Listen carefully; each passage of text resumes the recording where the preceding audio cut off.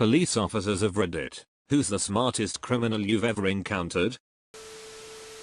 Homeless guy in my hometown figured out if he committed some act of petty theft he'd get a night in jail, a warm place to sleep and a hot meal. He'd show up, turn in his stolen goods and that would be that. After a while the police would just tell him to take back whatever he stole the next day. Quite the town character. Most of them are really stupid, so this guy isn't a criminal mastermind, but here goes. He wanted to rob a jeweler's on our city's main street. So he found out the flat beside the jeweler's was empty and he hid there. For 2 weeks he triggered the alarm on purpose several times a night. Massive headache for the police and the business. We turned up to see nothing there, nothing on cameras. Thought it was just a fluke, so the jewelers turned off the alarm system and said they'd wait until the morning to get a new one installed or that one rewired because something wasn't right. As soon as he heard that and the police leaving, he tore down the wall. Had already been working on this apparently, and robbed the place taking his sweet time. Escaped without anyone noticing anything for hours, until the jewelers came back in the morning. Then he tried to resell something he stole which had a serial number on it and got caught. So not that smart after all. Good effort though. A friend of my brother moved to Israel where for a period of time it was acceptable to drive with an American driver's license. He was pulled over for speeding, and when asked for his license, gave the officer his Costco card. Costco is a membership-based retail warehouse in the US and a few other countries. The exchange apparently went something like this. Officer, Costco? What is Costco, friend? It's the state I'm from. Officer, that sounds made up. Friend, there are lots of states you probably haven't heard of. Have you heard of Arkansas? How about Idaho, officer? I guess not, friend. Well, I'm from the small state of Costco. The officer didn't have a response and wound up writing the ticket to someone with a Costco driver's license. Friend framed the ticket and still has it hanging on his wall. Well, there was this one guy, we'll call him Jack. Now, Jack stole stuff but also involved a lot of people one time. He was planning to steal a whole bunch of cars, all luxury cars, so what he did was he got his people to call 911, etc. from all different places and countries to tell them that car theft was taking place in multiple places. Oh, he also only used a few people each time.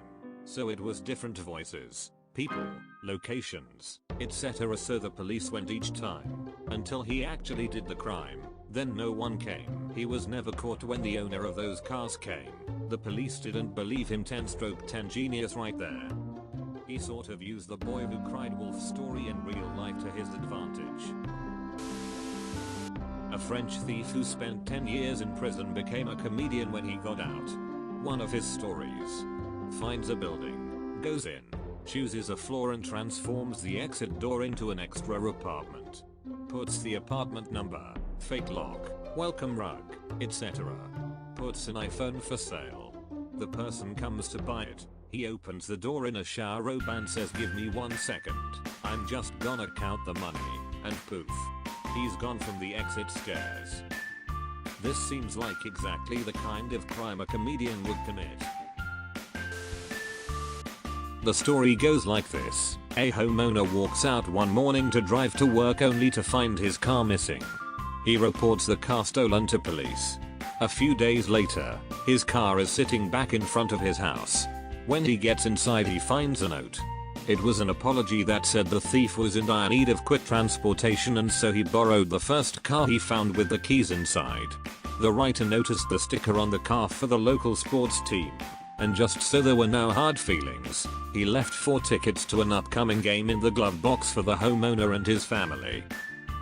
So the homeowner and his family attend the game, but when they return home they find the house has been ransacked and all items of value are gone. There was a guy with over 50 speeding charges, with the name Pro Jazdy. He was in a different car, with a different disguise every single time. Eventually, after the government set up a special task force to take down this guy, they realized that Pro Jazdy means driver's license and polish. Clarification. It was 50 different people.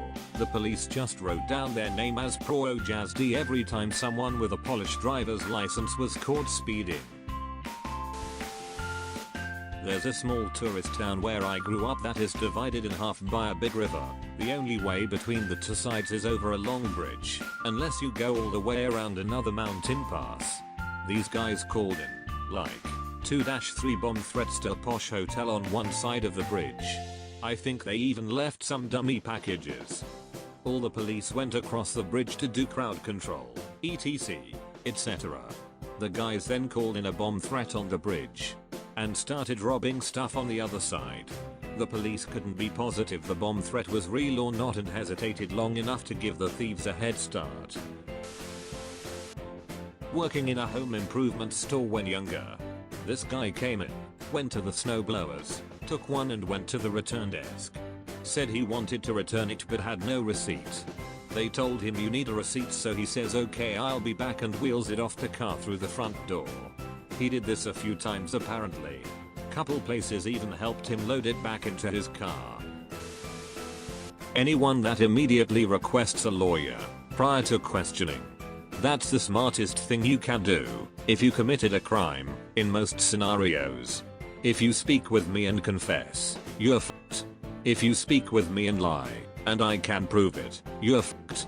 If you say nothing at all, there's a chance I'm fucked. Always request a lawyer even if you haven't committed a crime, because what you say can still be used against you. Having an attorney present during interrogation is an essential right. Not a policeman here, but I have a nice story from insurance debt collectors. There was this guy who was already in heaps of debt. Like more than a lifetime's worth of debt. He proceeded to file several police reports for identity theft up to the point that he got protected from financial checkups. It was a temporary measure that were given to repeated identity theft victims. At the same time, he had reported fake income to the IRS for the last couple of years to between 40 to 60 millions depending on the year. So when he applied for credit cards and loans, they were unable to check his financial credit due to the identity theft protection, but they checked his tax returns, which showed he had a massive income. Got his loans and credit cards, emptied them out and left the country. Definitely this guy who ate the bank robbery note right off the hood of the police car when they were emptying his pockets. Although I'm fairly sure he was still convicted. Same thing as the computer rooms. Guys would cut the power to electrical stations, damage the wiring, then hide waiting for the cops to show up. Once the owners of the buildings came, they would shut off the power because of the unsafe wiring that would have to be repaired in the morning. Everyone would leave for the night, then would cut away all the non-powered wiring to get the copper. I have a friend who is no longer a criminal but committed crimes for about 15 years and never got arrested or even investigated. Some of his highlights: growing weed in a shed on his neighbor's property. The neighbor was old and never left the house. Buying a building under a fake name, taking out huge loans against it, getting HUD money, and burning it all down. Sold fake raffle tickets to raffle off stuff he never had and never raffled. I can't remember how many times he pulled that scam, but he bought a new car with the money. He moved a bunch of times because people would suspect him of being a con man. His dad was in jail for similar stuff, but he was never even questioned by the police about anything. Now he has a family and a normal job. I heard about one person that pulled a shoplifting scam on a large, popular and well-known US retail store. They walked in with some cheap nylon product to get one of those "I walked in with this" stickers they used to put on returning merchandise. The sticker easily peeled off the product undamaged. They walked to the electronics department, grabbed an expensive box off the shelf and went to customer service. They placed the sticker on the big box and asked if they could return the item without a receipt. Unfortunately, no. Not without the original receipt. Dang it. And they walk out. Customer service even gave the doorman the thumbs up, having just interacted with the customer. This took place before widespread inventory controls and cameras absolutely everywhere. Probably someone who committed a crime I never solved. With that being said, I had a guy use a sledgehammer to smash his way through a wall at a Best Buy and steal a bunch of phones and cameras. He was smart enough to wear gloves and a face mask and not touch anything he didn't have to. Alarms didn't go off until he exited out the back door. which the alarm company gets after a minute or two and takes them like 3-4 minutes to call into us, giving him a good 5-minute head start, so he was probably a few miles away before we got dispatched to it. He clearly scoped out the area before doing his deed too. Smart dude.